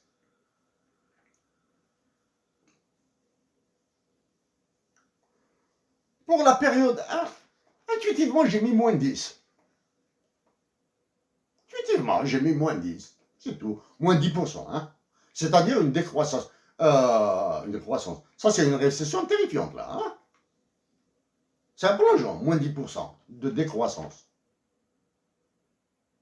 En 2020, c'est de moins 15%. Hein? Un peu plus de moins 15%. Quand vous appliquez ça, j'ai donné le détail des équations. Hein? C'est-à-dire comment les appliquer. Donc, vous pouvez prendre ces tableaux et faire des simulations. Qu'est-ce que c'est qu'un ratio de sacrifice? C'est l'augmentation de chômeurs, c'est-à-dire quelle est la quantité de chômeurs nécessaire pour réduire l'inflation de 1%. Ces chiffres font tellement peur que je préfère les laisser aux lecteurs. Les lecteurs auront des difficultés, bien sûr. Quand je dis les lecteurs, les étudiants en économie auront des lecteurs, auront des difficultés à interpréter ça. Ils peuvent s'appuyer sur l'explication, la méthodologie de calcul d'Olivier Blanchard, hein, elle n'est pas de moi. Hein. La méthodologie de calcul, elle est d'Olivier Blanchard. Ancien économiste en chef du FMI, et qui est venu en Algérie en 2013-2014 pour vous donner des potions magiques pour le traitement là. Donc en se faisant assister par des professeurs en économie, ou bien en débattant, ils peuvent discuter de ces chiffres.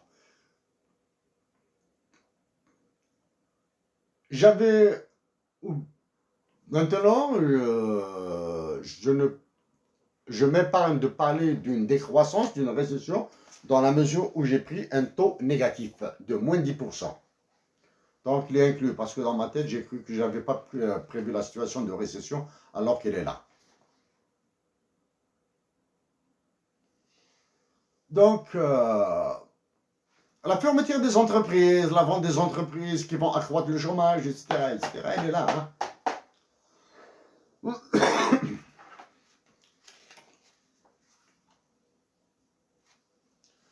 Dernier élément, avant de passer à ça. Dernier élément, la monnaie.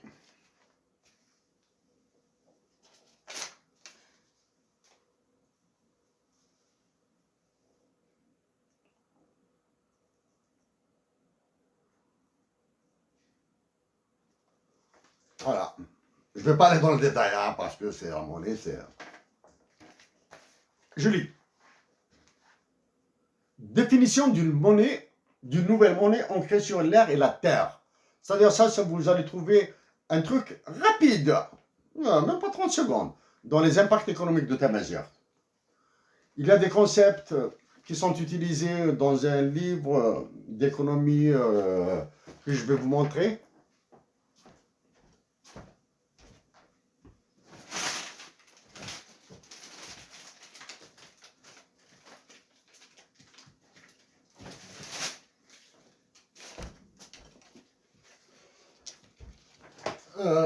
C'est des concepts que vous allez trouver pas dans cette version. Cette version, c'est la version la plus récente, c'est la dernière version de l'économie des ressources naturelles, etc. Mais dans une précédente version, il y a toutes les variables que vous allez trouver ici, combien même je les ai expliquées. Hein. Mais bon, c'est un peu peut-être c'est un peu difficile d'accès. J'ai repris exactement la même terminologie que les livres en anglais. NNP, c'est par exemple Net National Product, produit national net. Et NDP, c'est pour Adjusted Net Domestic Product. Toutes ces données, j'en ai fait un topo juste au début de l'impact économique, de la conférence des impacts économiques sur Tamazight. J'ai fait un topo en 30 secondes. En 30 secondes, vous allez trouver toutes ces variables quand vous fouillez les banques de données de la Banque mondiale.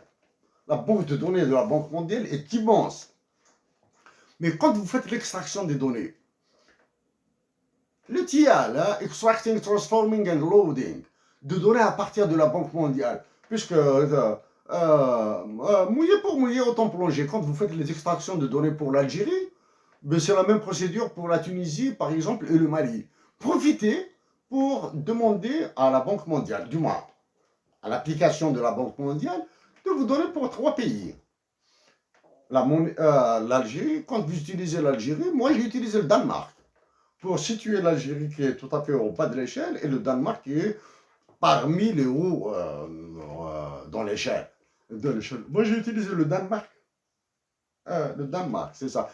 Oui, j'ai utilisé une comparaison, non. Pour mettre en relief la position de l'Algérie, j'ai pris un autre exemple, le cas du Danemark. Pourquoi le Danemark? Parce qu'il a une ville qui s'appelle Samsø, qui est intégralement conforme aux objectifs de développement durable et aux droits de la nature. Hein.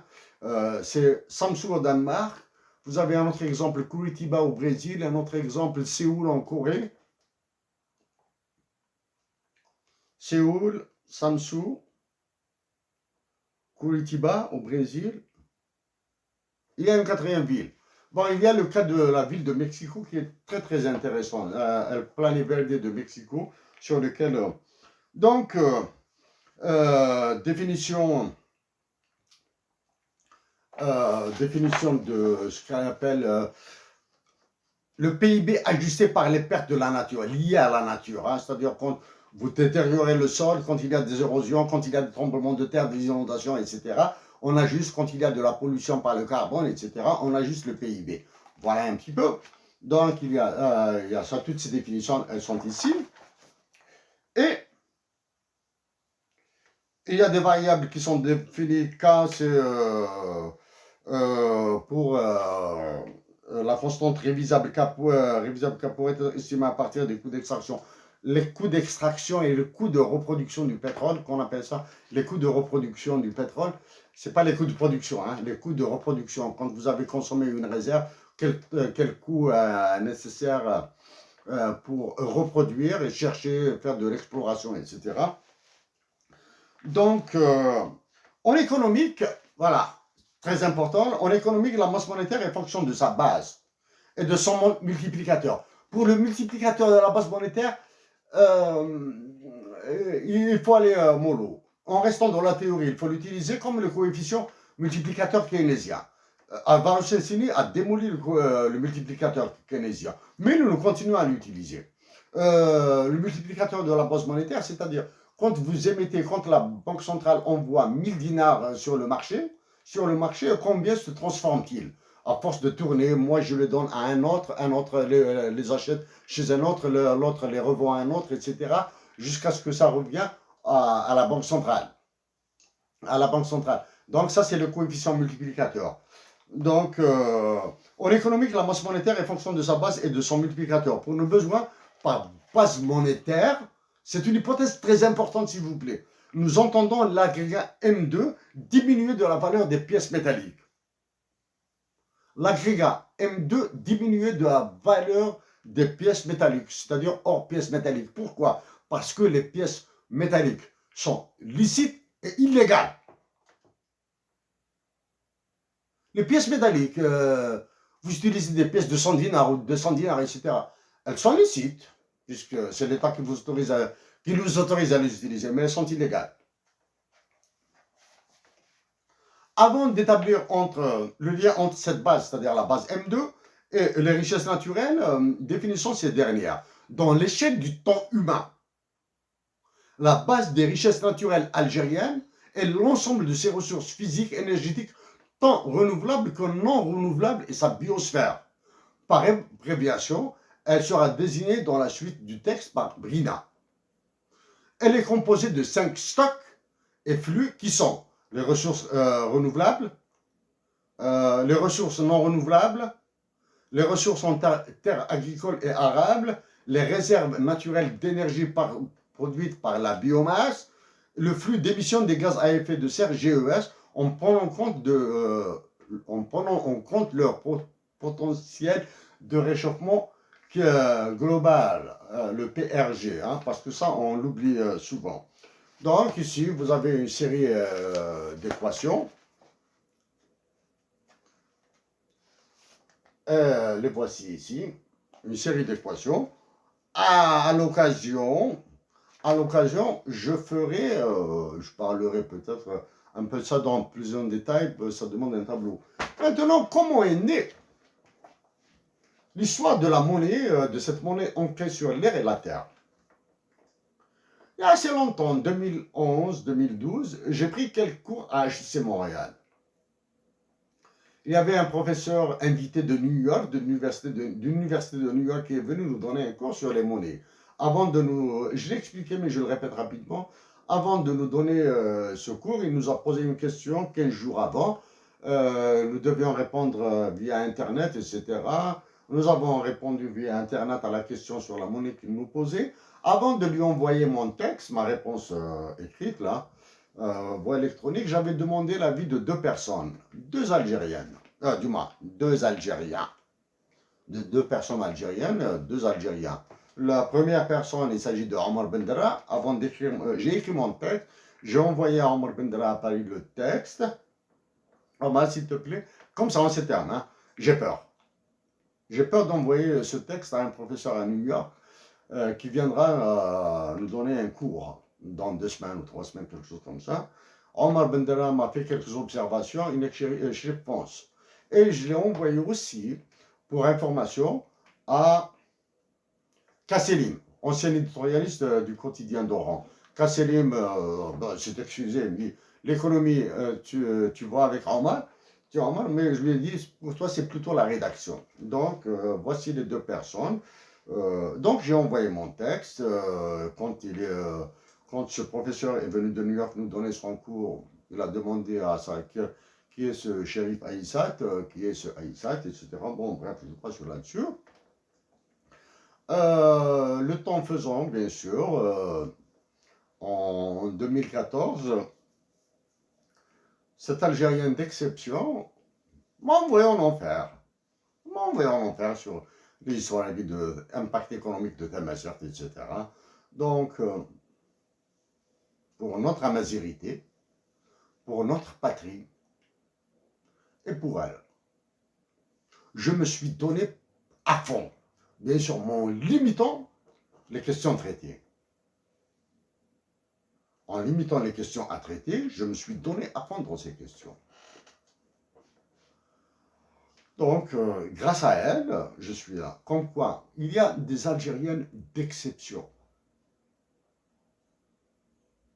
Donc, moi, j'ai eu la chance, cette chance, grâce à Lounas Matoub, d'en connaître une Algérienne d'exception. Je connais d'autres, mais celle-ci, c'est une exception un peu plus exceptionnelle que toutes les autres. pour moi. Pour moi, c'est l'unique. Voilà, donc, mes chers compatriotes, c'est un peu long, mais ça vaut la peine. Hein, ça valait la peine parce qu'il y a le lien avec l'Algérie. Pour ce livre, rebelote. Une dose de guamel, une cigarette, un peu plus de café.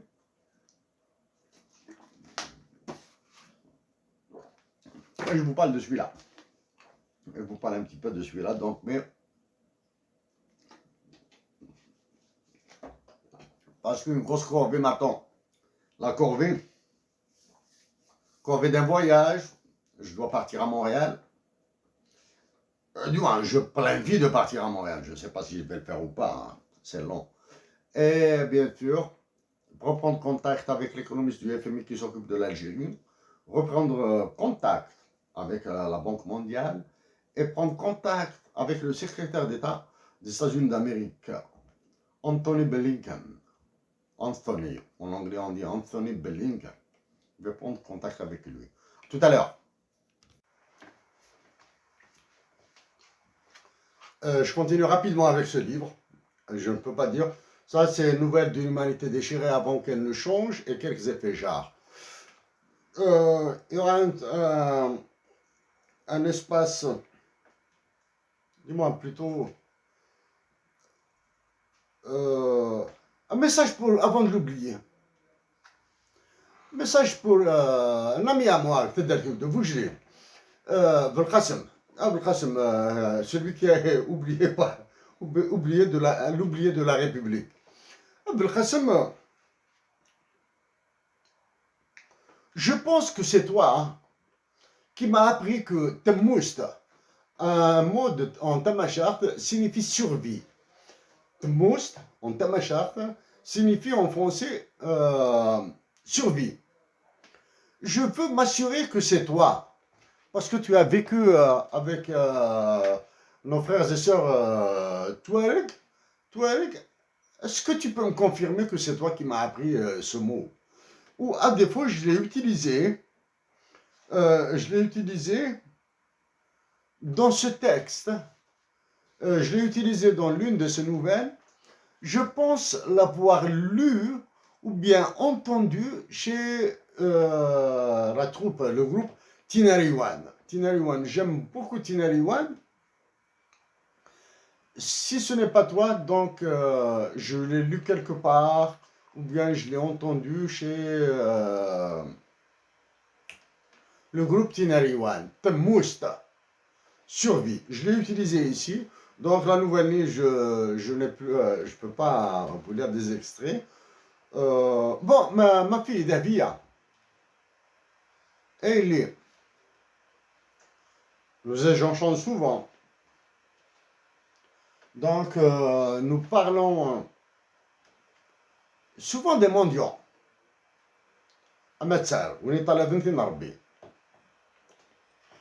Des mondiaux.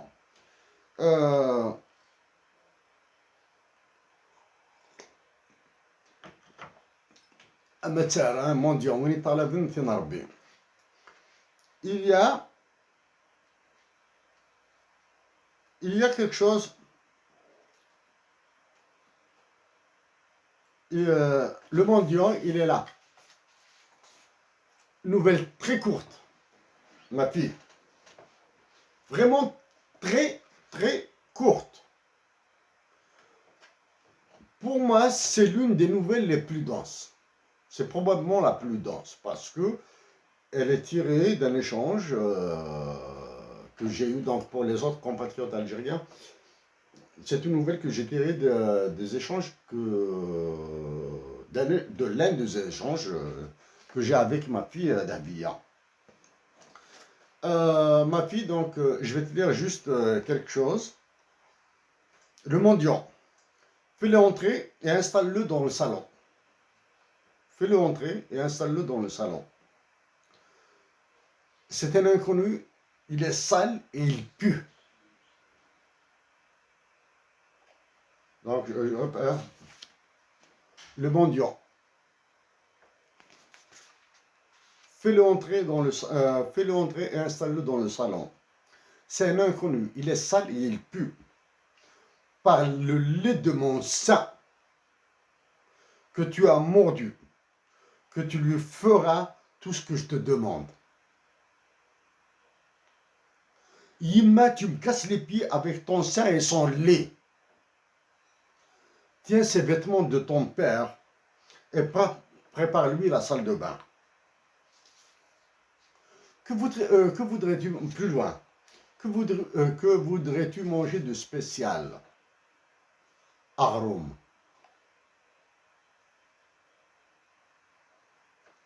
Yima, il est beau. Mange le marfoul et voici la galette chaude emballée que tu prendras avec toi. Aïma, pourquoi as-tu fait ça pour tout ce tout team pour le mendiant? Pour ta sœur qui pleure. Ta sœur, mon ange. C'est elle qui a créé ce monstre et me l'a envoyé. J'ai sauté. Viens, je te le répète, ma fille. L'amour que j'ai pour toi est pur. Il est doux. Celui que j'ai pour ta sœur, il est aussi pur, mais il est violent.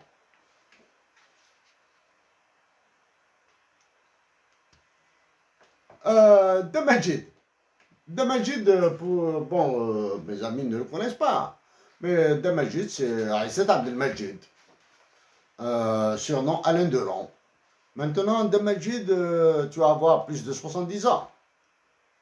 70 ans. De Majid, on s'est entendu qui dit que si tu racontes quelque chose devant moi, immédiatement il passe dans la presse, mais cette fois-ci il est passé dans un livre. Il y a quelque chose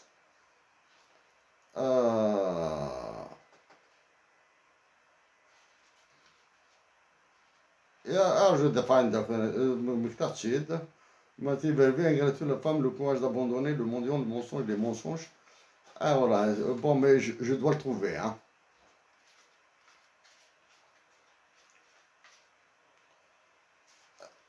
Je dois le trouver à Damajid. Ça, c'est quelque chose de très beau à Damajid parce que j'aime l'histoire née que tu me racontes. Voilà.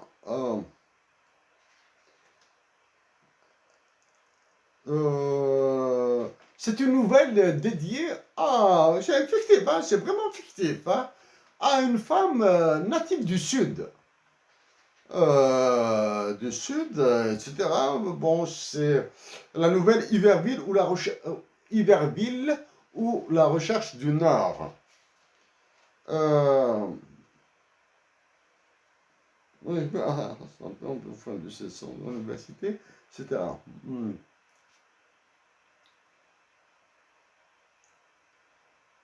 Ah, Damajid, c'est pour toi, Damajid. Dis-moi.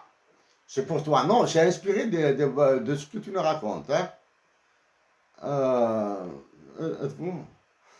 Donc, c'est un petit dialogue avec cette jeune femme issue native, née dans le sud algérien, dans le dessert.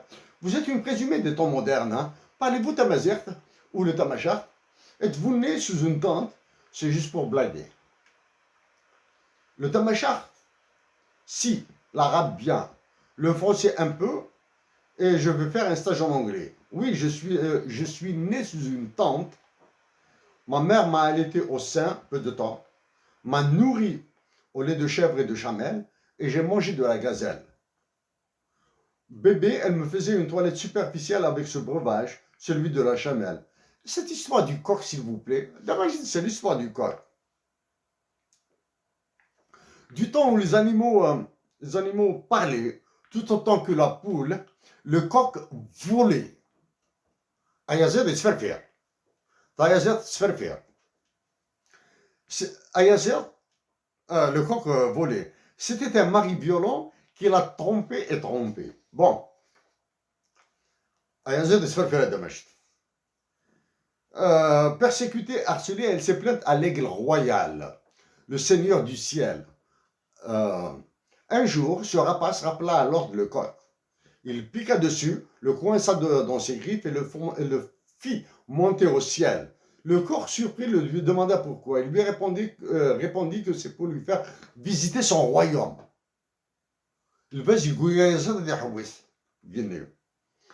À une autre, il lui demande de décrire ce qu'il voyait.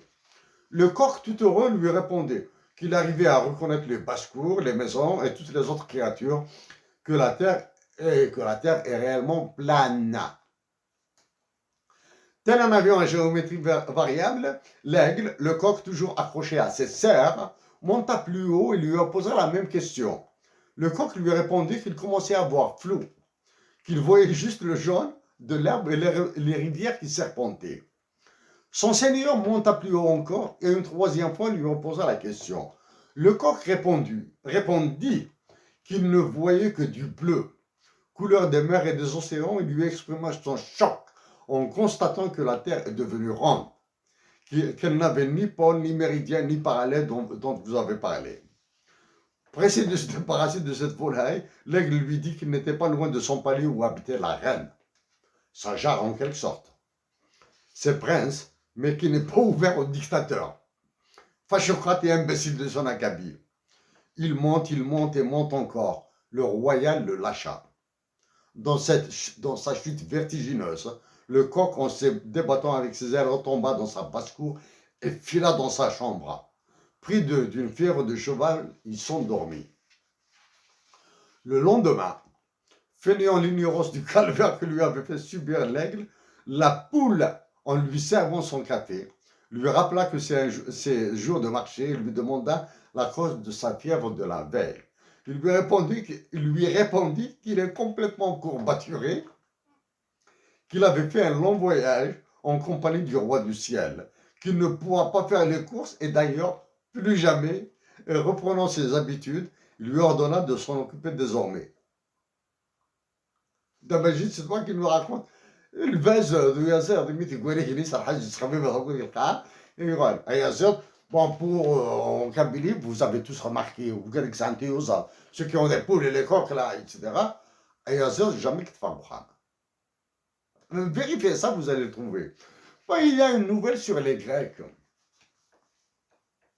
La philosophie grecque, il m'arrive de lire un peu. Je lis la naissance des mathématiques grecques, etc., etc. Mais depuis que j'ai découvert que les Grecs sont des esclavagistes, je lis de moins en moins. Mais depuis que j'ai lu que esclavagiste, c'est dans un livre de Boris Cyrulnik que j'ai lu ça. Donc, c'est ce qui me dégoûte un petit peu, ils sont esclavagistes. Mais je les admire pour une chose. Leur capacité à créer des dieux et des déesses. Il y a des dieux de machin, Eros, Némésis, je sais pas moi, comment s'appellent tous les autres dieux là, pas Ulysse, Zeus. Zeus, il y a ces trucs à Nicomaque là, machin, à Nicomaque que j'ai étudié à l'université, des textes courts de Nicomaque, de Cédide, etc. Il y a ce côté, leur capacité à créer des dieux, des légendes, etc., qui me plaît beaucoup. Il y a ce côté esclavagiste qui me les répugne, qui me les fait répugner. Il y a peut-être l'unique philosophe grec que je vais lire avec plaisir, c'est Diogène. C'est Diogène. Bon, maintenant, un message pour mes compatriotes ici au Canada. Bon, en Algérie, actuellement, ils deviennent de plus en plus difficiles pour venir.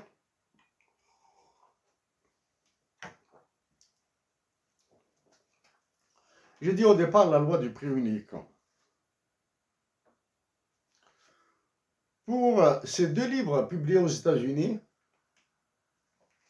je peux négocier avec KDP de Amazon des périodes de marketing, c'est-à-dire je peux faire baisser les prix de vente. Celui-là, actuellement, il coûte 9 $. Celui-là, il coûte dans 20,99 $, quelque chose comme ça. En tout cas, moins de 21 $. Vous le dire, c'est une question d'honnêteté morale, comme ça, je vous le dis. Ici, pour ce livre, il y a eu un minimum, un tarif, un prix minimal imposé par Amazon. J'ai ajouté 50 cents sur le prix minimal imposé par Amazon. Ce n'est pas pour faire du marketing, je pense, et je le dis. Mais actuellement, avec Amazon, la possibilité de faire de promotion de marketing existe. Donc, je peux faire l'effort de contacter KDP de Amazon et je peux même aller plus loin. Je peux faire un effort pour contacter la fondation de Jeff Bezos, le patron d'Amazon, pour une action caritative. Mes compatriotes algériens établis au Canada, aux États-Unis, en France, en Angleterre, là où il y a les possibilités de Kindle, l'utilisation de tablettes Kindle. Vous pouvez négocier, moi, vous me contactez, je vais m'entendre avec Amazon sur une période de promotion choc, c'est-à-dire je vais descendre le prix dans les limites qui me sont accordées par Amazon, hein, dans les limites. Et en parallèle, je vais contacter Amazon, même la fondation de Jeff Bezos, pour éventuellement un sponsoring de tablettes Kindle.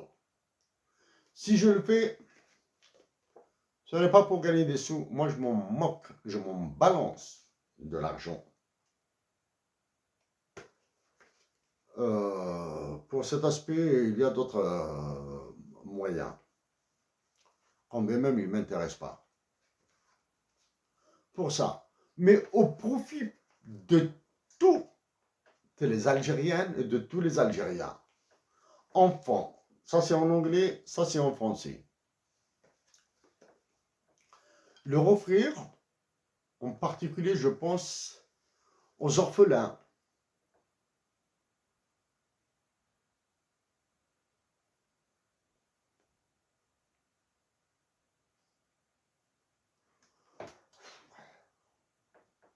Lounas Matoub m'a fait quelque chose, m'a fait un cadeau merveilleux.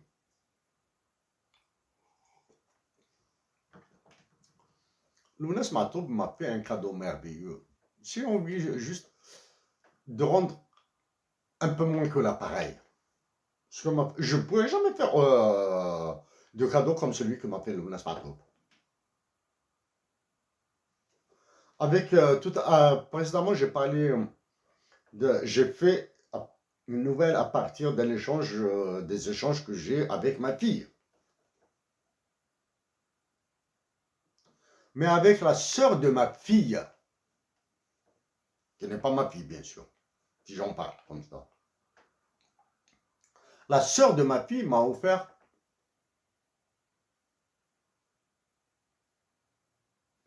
probablement une bonne partie de ce que je suis maintenant.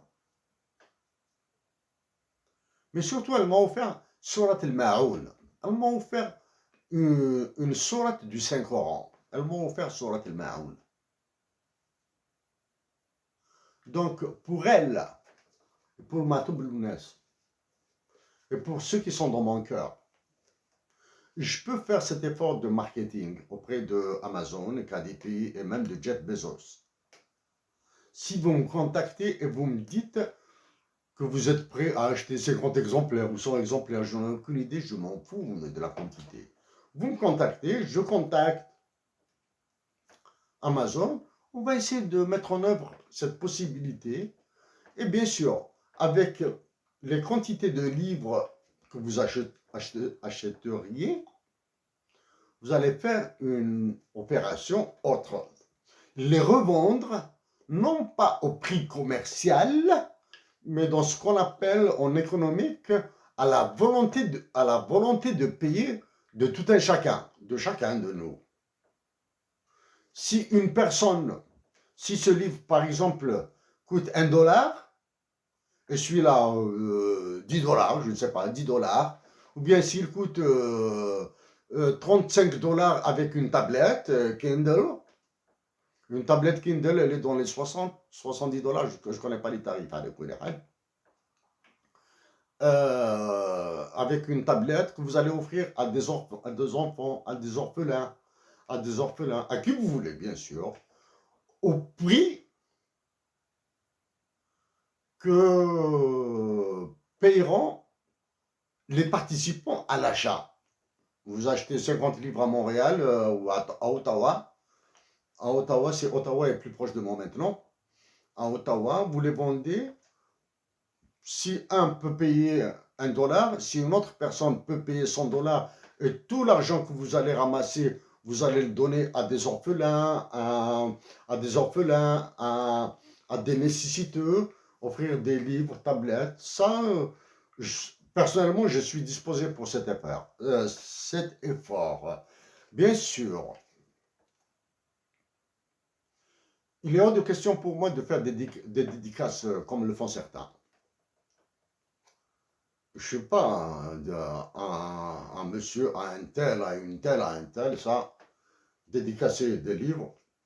Non, monsieur, ce n'est pas des sandwichs que je vends pour mettre des trucs. Mais je suis prêt à les signer avec la même phrase pour tout le monde. Je mettrai une signature et une phrase pour tout le monde, la même phrase pour tout le monde. Si vous êtes intéressé par faire un acte caritatif,